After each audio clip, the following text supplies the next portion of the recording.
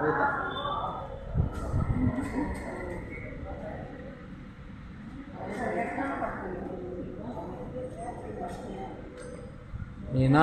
First సిట్టింగ్లో చేతితో కర్ర పట్టుకొని వచ్చారు, నడవలేక ఫస్ట్ సిట్టింగ్ అయ్యాక కర్ర వదిలేసి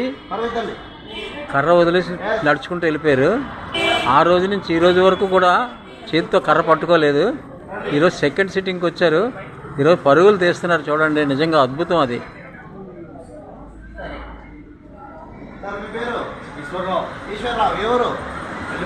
అల్లిపురం. ఇప్పుడు పోయినసారి సిట్టింగ్కి ఆల్రెడీ మీరు ఎలా వచ్చారు? లాస్ట్ టైము స్టిక్ పట్టుకొని ఒక మంచి సపోర్ట్తో వచ్చారు. అప్పుడు ఒక సిట్టింగ్ ట్రీట్మెంట్ చేసాం పెరాలసిస్కి. ఎన్నెళ్ళ వచ్చి పెరాలసిస్ మీకు వచ్చి సంవత్సరం అయింది. దాని తర్వాత లాస్ట్ సిట్టింగ్ తీసాము.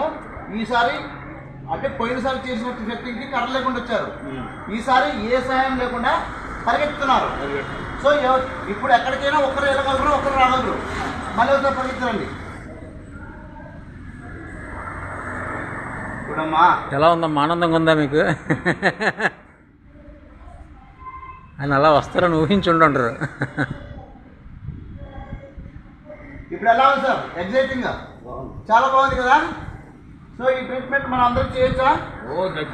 దర్జాగా చేయొచ్చు. ఎంతో మంది లక్షలు పోసినప్పుడుగా లేచి నడవలేని పరిస్థితి ఇప్పుడు కేవలం 2వ సిట్టింగ్కే మీరు పరిగెడుతున్నారు. చాలా బాగుంది కదా సార్. అందరికీ రిపోర్ట్ చేస్తారా ఈ ట్రీట్మెంట్? ఓకేనండి, థ్యాంక్ యూ.